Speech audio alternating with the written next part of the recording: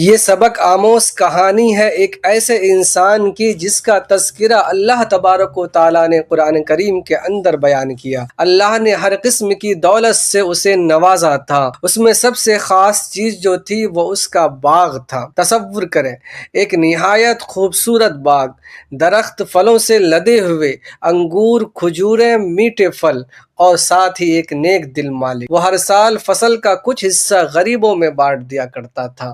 کوئی بھوکا وہاں سے واپس نہیں جاتا، کوئی محروم نہیں رہا کرتا۔ لیکن پھر ایک دن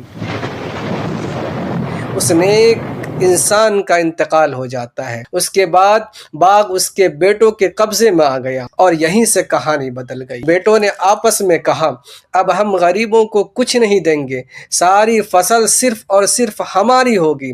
انہوں نے خفیہ منصوبہ بنایا کہ ہمارا باپ بہت سارا مال و دولت غریبوں میں بانٹ دیا کرتا تھا، لیکن ہم ایسا نہیں کریں گے۔ بہت سویرے اپنے باغ میں جائیں گے، چپکے سے سارے پھل کو توڑ لیں گے تاکہ کوئی فقیر وہاں پر نہ آ سکے۔ انہوں نے اللہ پر بھروسہ نہیں کیا اور انشاءاللہ تک نہیں کہا، نکل گئے ایسی رات میں جہاں پر خاموشی تھی، گہری اور سیاہ رات تھی، اور اسی رات اللہ کی طرف سے عذاب آیا، ایک ایسا عذاب جس نے پورا باغ تباہ کر دیا۔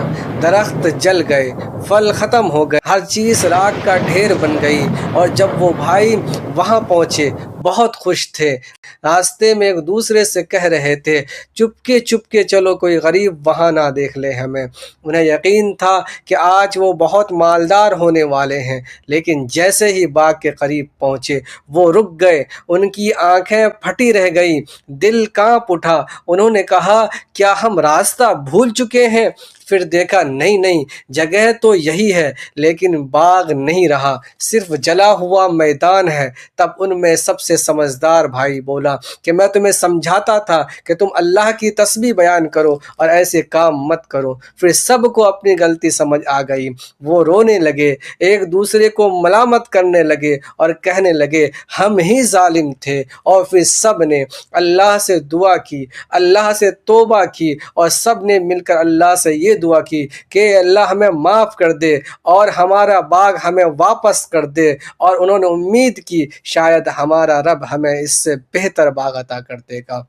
انہوں نے سچی توبہ کی، اللہ کی طرف رجوع کیا، تو اللہ تبارک و تعالیٰ نے بھی اس واقعے کو سورہ نون کے اندر بیان کر کے ہمیں یہ نصیحت دی، ہمیں یہ سبق دیا کہ اگر تمہیں نعمت ملے تو شکر ادا کرو، غرور مت کرو، تکبر مت کرو، اور غریبوں کا حق کبھی مت روکو۔ جو غریبوں کا حق اللہ نے باندھا ہے اسے عطا کرو۔ اللہ سے دعا ہے کہ وہ ہمیں عمل کی توفیق عطا فرمائے اور اس پیغام کو، اس سبق کو دوسروں تک پھیلائیں تاکہ یہ بات دوسروں تک بھی پہنچے۔